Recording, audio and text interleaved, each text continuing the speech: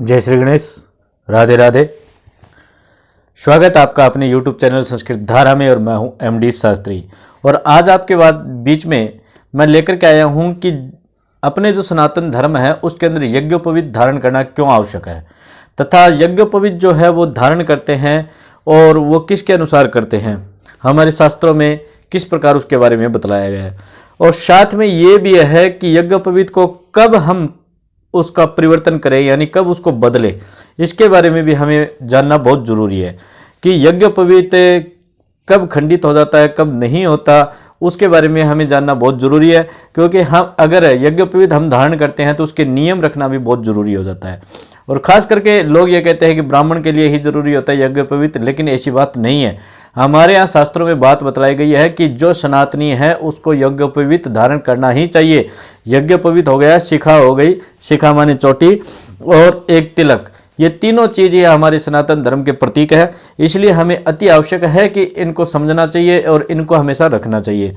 दूसरी बात मैं आपसे कहना चाहूँगा कि जो व्यक्ति अपने सनातन धर्म की रक्षा के लिए ये तीनों प्रतीक नहीं रख सकता, फिर फायदा क्या हुआ अपने सनातन धर्मी होने का। हर धर्म के लोग अपने अपने धर्म के प्रतीकों को साथ में रखते हैं और अपने उसका पालन भी करते हैं, परंतु अपने जो सनातन धर्म है इसके अंदर बहुत सारी ये भ्रांतियां भी है और बहुत सारे लोग नेगेटिव भी सोचते हैं, ऐसा करने से क्या ऐसा होता है या फिर ऐसा करने से क्या फ़ायदा है।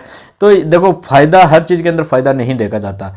हमें फ़ायदा भी ये मिलता है कि हमारा जो सनातन धर्म है इसकी रक्षा होती है और हमारे बारे में पता चलता है कि हम सनातनी हैं, हम हिंदू व्यक्ति हैं, भारतीय हैं। ये बहुत सारी चीज़ें हैं जिनके बारे में हम बिना कहे लोगों को बतला सकते हैं। तो देख लेते हैं, कहते हैं कि यज्ञोपवीत धारण करने की आवश्यकता क्यों है। इसने बताया कि उपनयन के समय पिता तथा आचार्य द्वारा त्रैवर्णिक बटुओं को जो यज्ञोपवीत धारण कराया जाता है वह ब्रह्मचर्य, गृहस्थ, वानप्रस्थ तीनों आश्रमों में उसे अनिवार्यता अखंड रूप में धारण किए रहने का शास्त्रों के द्वारा आदेश दिया गया है। ठीक है, किंतु धारण किया हुआ यज्ञोपवीत अवस्था विशेष में बदलकर नवीन यज्ञोपवीत धारण करना पड़ता है। यानी ऐसी अवस्थाएं भी आ जाती है जिसके अंदर हमें पुराना यज्ञोपवीत है वो उसे बदल करके नए यज्ञोपवीत को धारण करना पड़ता है, लेकिन वो कब और कैसे करना होता है उसके बारे में भी मैं आपको बतला देता हूँ। कहते हैं यज्ञोपवीत कब बदलें, इसके बारे में कई बार प्रश्न पूछ लेते हैं कि यज्ञोपवीत बदलना कब चाहिए, वो अशुद्ध कब होता है और इसमें क्या संशय होता है, तो वो सारी चीजें मैं यहाँ पर आपसे बात करूंगा। कहता है यदि यज्ञोपवीत कंधे से सरक कर बाएं हाथ के नीचे आ जाए, गिर जाए, कोई धागा टूट जाए, शौच आदि के समय कान पर डालना भूल जाए और अस्पर्श्य से स्पर्श हो जाए तो नया यज्ञोपवीत धारण करना चाहिए। गृहस्थ और वानप्रस्थ आश्रम वाले लोगों को 2 यज्ञोपवीत पहनना आवश्यक है। ब्रह्मचारी एवं जनेऊ पहन सकता है। ब्रह्मचारी जो होता है वो एक जनेऊ पहन सकता है। चादर और गमछे के लिए एक यज्ञोपवीत और धारण करे। 4 महीने बीतने पर नया यज्ञोपवीत पहन लें। इसी तरह उपाकर्म में, जनना शौच और मरणा शौच में, श्राद्ध में, यज्ञ आदि में, चंद्र ग्रहण एवं सूर्य ग्रहण के उपरांत भी नए यज्ञोपवीतों का धारण करना अपेक्षित है। यज्ञोपवीत कमर तक रहें। जैसे पत्थर ही भगवान नहीं होता, प्रत्युत मंत्रों से भगवान को उसमें प्रतिष्ठित किया जाता है, वैसे ही यज्ञोपवीत धागा मात्र नहीं होता, प्रत्युत निर्माण के समय से ही यज्ञोपवीत में संस्कारों का आधान होने लगता है। बन जाने पर इसकी ग्रंथियों में और नवों तंतुओं में ओंकार, अग्नि आदि भिन्न भिन्न देवताओं के आवाहन आदि कर्म होते हैं। लोग सुविधा के लिए 1 वर्ष के लिए श्रावणी में यज्ञोपवीत को अभिमंत्रित कर रख लेते हैं और आवश्यकता पड़ने पर धारण विधि से इसे पहन लेते हैं। यदि श्रावणी का यज्ञोपवीत न हो तो निम्नलिखित विधि से उसे संस्कारित कर ले। तो कैसे? यज्ञोपवीत संस्कार एवं धारण की विधि। अब देख लेते हैं धारण की विधि क्या है। यज्ञोपवीत में देवताओं के आवाहन की विधि किस प्रकार हम यज्ञोपवीत को परिवर्तन करते समय या पहनते समय देवताओं का आह्वान करें। कहता है यज्ञोपवीत को पलाश आदि के पत्ते पर रख करके जल से प्रक्षालित करें, फिर निम्नलिखित एक एक मंत्र पढ़ करके चावल अथवा एक एक फूल को यज्ञोपवीत पर छोड़ता जाए। अब मंत्र क्या होगा। प्रथम तंतो पहली ओम ओंकारम आवायामि, द्वितीय तंतो ओम अग्निम आवायामि, तृतीय तंतो ओम सर्पान आवायामि, चतुर्थ तंतो ओम सोमम आवायामि, पंचम तंतो ओम पितॄन आवायामि, षष्ठ तंतो ओम प्रजापतिम आवायामि, सप्त तंतो ओम अनिलम आवायामि, अष्ट तंतो ओम सूर्याम आवायामि, नवम तंतो ओम विश्वान देवान आवायामि, प्रथम ग्रंथो ओम ब्रह्मणे नमः ब्रह्माणम आवायामि, द्वितीय ग्रंथो ओम विष्णवे नमः विष्णुम आवायामि, तृतीय ग्रंथो ओम रुद्राय नमः रुद्रम आवायामि।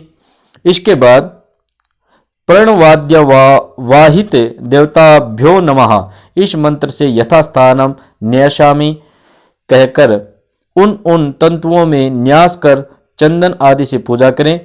फिर जनेऊ को 10 बार गायत्री से अभिमंत्रित करें, यानी गायत्री मंत्र से अभिमंत्रित करें। यज्ञोपवीत धारण विधि।